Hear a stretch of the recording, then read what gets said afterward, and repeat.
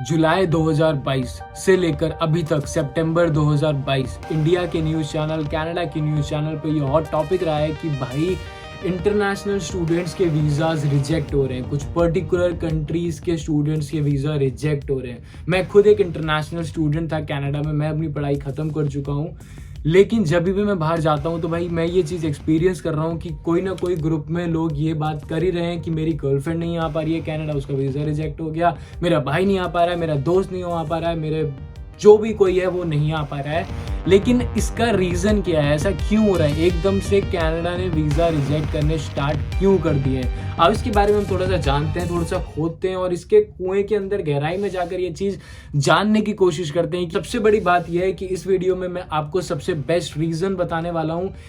क्या पता वो रीज़न आपका भी हो और आप वो गलती करने जा रहे हो तो आपको पहले पता चल जाएगा, और क्या पता आपका वीज़ा रिजेक्ट होने से बच जाए। तो भाई मेरा नाम है नमन कपिल, मैं कनाडा में 2020 में आया था और मैं एक इंटरनेशनल स्टूडेंट था यहाँ पे, जिसने अभी के अभी थोड़े टाइम पहले ही पढ़ाई। कनाडा एक ऐसी कंट्री जो हमेशा इंटरनेशनल स्टूडेंट्स को अपनी तरफ अट्रैक्ट करती है to study abroad. Students Canada को यूएस, यूके, ऑस्ट्रेलिया से ज़्यादा प्रेफरेंस देते हैं क्योंकि कनाडा इज ग्रोइंग रैपिडली।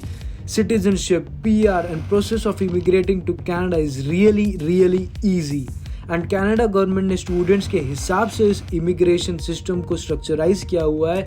इस वजह से कनाडा हमेशा इंटरनेशनल स्टूडेंट्स के लिए अट्रैक्टिव प्लेस रही है। आप इंटरनेशनल स्टूडेंट्स इंडिया से देख लो, पाकिस्तान से देख लो, बांग्लादेश से देख लो, नाइजीरिया से देख लो, बहुत सारी कंट्री से यहाँ पर लोग पढ़ने आते हैं सिर्फ इसी वजह से कि उनको यहाँ पर आने के बाद अपनी लाइफ सेट करने के लिए थोड़ा सा ईज मिल जाता है as compare to other countries. क्योंकि अगर आप यूएस, यूके, जर्मनी में जा रहे हो तो वहाँ पे सिटीजनशिप लेना, पीआर लेना is difficult if compare to Canada. और सबसे बड़ी बात, Canada is so beautiful, trust me. 2021 एक ऐसा साल जिसमें कनाडा ने सबसे ज़्यादा इंटरनेशनल स्टूडेंट्स को परमिशन दी कनाडा आने के लिए, मतलब कि वीज़ाज दिए। Do you want to know the total number of the students which entered into Canada into 2021? It's 4,50,000 students. 4,50,000 students इतना नंबर है कि भाई आज तक का सबसे बड़ा रिकॉर्ड है ये कनाडा का। इतने बच्चे इन्होंने एक साल में कभी भी नहीं बुलाए। लेकिन ऐसा क्यों हुआ? अगर हम इसी टाइम से थोड़ा सा पीछे जाते हैं तो लास्ट टाइम 2019 में ऐसा हुआ था कि इन्होंने एक रिकॉर्ड ब्रेकिंग अमाउंट पे स्टूडेंट्स बुलाए थे कनाडा में।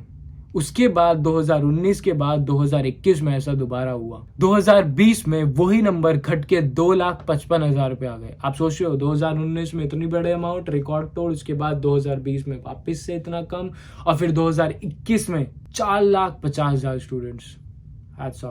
कनाडा एक ऐसी कंट्री जिसमें इस टाइम पे सबसे ज्यादा इंटरनेशनल स्टूडेंट्स पढ़ रहे हैं। अगर हम उन कंट्रीज के बारे में बात करें ना कि भाई ये इंटरनेशनल स्टूडेंट्स कौन सी कंट्रीज से बिलोंग करते हैं, तो भाई आपको पता ही है सबसे टॉप पे आते हैं इंडिया, फिर आते हैं चाइना, फिर आते हैं ईरान, फिर आते हैं फ्रांस। अभी कुछ थोड़े टाइम से जितने भी कंसल्टेंट्स हैं, हमारे इमिग्रेशन लॉयर्स हैं, इमिग्रेशन कंसल्टेंट्स हैं, उनके बीच में ये हॉट टॉपिक बन चुका है।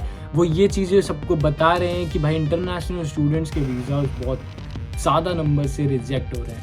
According to a survey from IDP, 69% of 3,650 international students stated that Canada is their most preferred country for study abroad. अगर हम 2021 की बात करें ना तो भाई अकेले 2021 में 6,21,655 international students were studying in Canada. But since last year, we have noticed a rise in visa rejection of students from India, Nigeria, and many more. But the question is why this is happening? What is the reason behind this? क्या आने वाले time में international students को Canada में enter होने के लिए बिल्कुल मना कर दिया जाएगा? क्या ये चीज़ें टेम्पररी हैं? क्या ये हमेशा के लिए ऐसे ही रहने वाला है? इस बारे में हम लोग बात करते हैं। Let's go deep inside this topic. In July 2022, Times of India has stated that there have been rise in 40 to 60% visa rejections. जिनका आइल्स का स्कोर भी बढ़िया था ना भाई, उनके भी वीजा रिजेक्ट हो गए।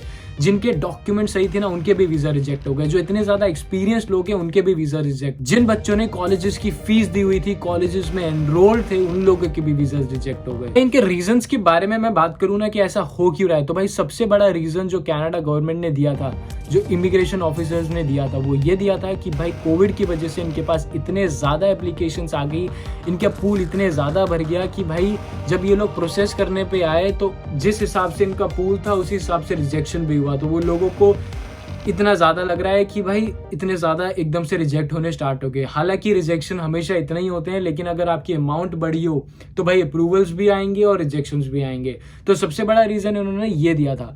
ये पहला रीजन के बारे में हमने बात कर ली। अब अगर इसके दूसरे मेन रीजंस के बारे में बात करूं तो भाई उसमें इन्होंने दूसरा रीजन ये दिया था कि इन लोगों के पास बहुत ज्यादा फ्रॉड डॉक्यूमेंट्स आ रहे हैं। मतलब कि अगर मैं सिंपल वर्ड्स में आपको ये समझाऊं तो जो इंटरनेशनल स्टूडेंट्स यहाँ पर अप्लाई कर रहे हैं अपनी हायर एजुकेशंस के लिए, यहाँ पर कनाडा में पढ़ने के लिए, जॉब करने के लिए, तो जब आप वीज़ा फाइलिंग करते हैं तो आप जब डॉक्यूमेंट्स अपने लगाते हो तो इनका कहना ये है कि उन डॉक्यूमेंट्स में बहुत ज़्यादा फ्रॉडुलेंट एक्टिविटीज़ थी। मतलब काफ़ी लोगों के डॉक्यूमेंट्स फ्रॉड थे, जैसे कि आपकी आई सर्टिफिकेट्स फ्रॉड थे, आपकी बर्थ सर्टिफिकेट फ्रॉड थी, आपकी एजुकेशन फ्रॉड थी। तो बहुत सारे बच्चों ने अपने फ्रॉड डॉक्यूमेंट्स दिखा के वीज़ा लेने की कोशिश करी, जिस वजह से इन्होंने वीज़ाज रिजेक्ट करने स्टार्ट कर दिए। रिसेंटली एक्टिविटी हुई है एयरपोर्ट पे कि भाई एक स्टूडेंट से इंग्लिश में ऑब्वियसली कॉन्वर्जेशन की गई जब इमिग्रेशन ऑफिसर्स उनको वीजा दे रहे थे, मतलब कि उनका स्टडी परमिट उन्हें दे रहे थे। तो उस टाइम पे जब वीजा ऑफिसर्स ने उससे क्वेश्चन पूछे तो उस बच्चे से क्वेश्चन के आंसर्स दिए नहीं गए। तो अब आप सोच सकते हो, तो उसी टाइम पे उन्होंने वापस उसे भेज दिया, बेटा चल घर चल वापस, आपसे नहीं हो पाएगा। अब इन्हीं डॉक्यूमेंट्स में एक बहुत इंपॉर्टेंट चीज सामने आई थी कि जैसे कि आपने 12th क्लास कर ली, उसके बाद आपने 2 साल का गैप लिया और फिर आपने कनाडा अप्लाई किया। अब 2 साल का गैप कैसे कवर करोगे? उसमें 2 साल के गैप कवर करने में बच्चे क्या कर रहे थे, आपके जो इमिग्रेशन वाले कंसल्टेंट्स हैं वो क्या कर रहे थे बच्चों के साथ, वो आपके 2 साल के गैप को किसी फ्रॉड तरीके से कवर करके शो अप कर रहे थे कनाडा गवर्नमेंट के सामने, ताकि आपको वीजा मिल जाए। लेकिन वो यहाँ वाले बैठने वाले नहीं है, उनके पास दिमाग है, उनके पास रिसोर्सेज हैं कि वो रिसर्च कर पाए इस चीज के ऊपर। तो इन्होंने सेम चीज करी। सिर्फ कनाडा में ही ऐसा नहीं हो रहा है, यूएस में देख लो, यूके में देख लो, आप ऑस्ट्रेलिया में देख लो, इन तीनों कंट्रीज में वीजाज बहुत ज्यादा रिजेक्ट होते हैं। क्यों? क्योंकि ये लोग पता लगाने में माहिर हैं, ऐसे पता लगा लेते हैं फ्रॉड डॉक्यूमेंट्स। और ये सब लोग सेम ही रीजन दे रहे हैं कि भाई fraud documents, fraud documents, fraud documents, fraud documents. एक मछली पूरे तालाब को गंदा करती है, समझ रहे हो?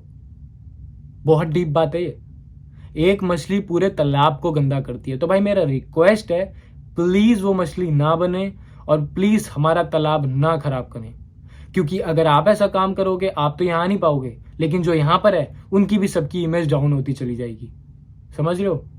और फ्यूचर काफी ज्यादा मुश्किल हो जाएगा। तो जितने भी हमने इंपॉर्टेंस अपने लिए यहाँ पे बनाई है, जितने भी हम उठना चाहते हैं, यहाँ पर थोड़ा सा ग्रो करना चाहते हैं, उसको प्लीज खराब मत करिए।